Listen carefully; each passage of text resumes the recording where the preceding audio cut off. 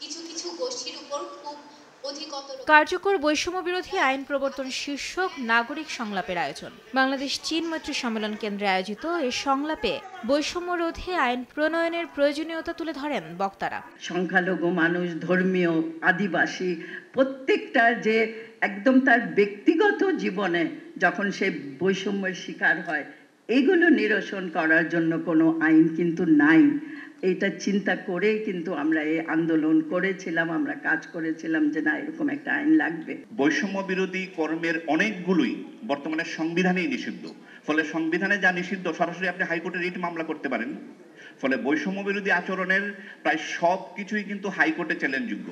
এখন যখন আপনি কোনো কমিটিকে দায়িত্ব দিবেন বা কোনো আদালতকে দায়িত্ব দিবেন, এটা হাইকোর্টের ক্ষমতার কনকারেন্ট বা অতিরিক্ত ক্ষমতা হবে। এটা এই আইনের কোথাও বলা নাই।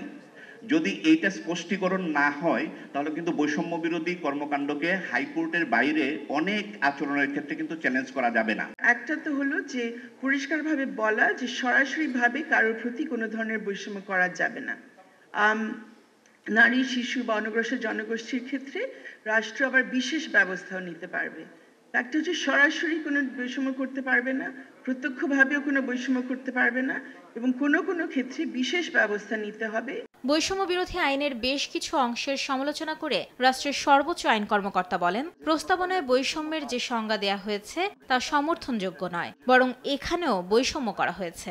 যে দল তার রাজনৈতিক কর্মসূচিতে, নির্বাচনী ইশতেহারে নারীর প্রতি বৈষম্যের জন্য ইফেক্টিভ কোনো কমিটমেন্ট না করবেন, পদক্ষেপ যারা না নেবেন, আমরা তাদেরকে ভোট দেব না। আপনি এখানে বৈষম্য বিরোধীর কথা বলতে যে এমন কিছু ক্যাটাগরাইজ করেছেন, আপনার আইনের মধ্যে নিজেরা বৈষম্য করছেন।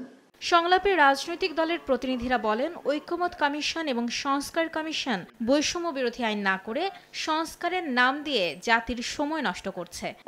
ঐক্যমত কমিশনের ফার্স্ট প্রায়োরিটি তারা এই আইনটা করবে, করা উচিত ছিল। আইনটা বৈষম্য বিরোধী কার্যকর কোনো আইন করে নাই, ১৩ বছর যে জাতির সময় নষ্ট করছে।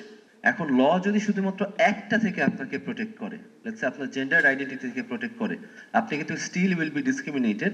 অন্তর্বর্তী সরকারের সময়ে বৈষম্য বিরোধী আইনের অধ্যাদেশ জারির আহ্বান জানান নাগরিক সংলাপের আহ্বায়ক ডক্টর দেবপ্রিয় ভট্টাচার্য।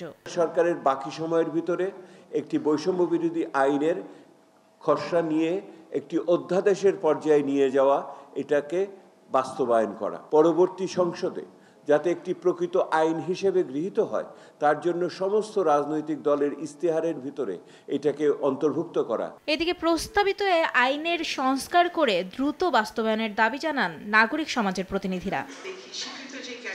মাইমুনা হায়দার চৌধুরী, সময় সংবাদ, ঢাকা।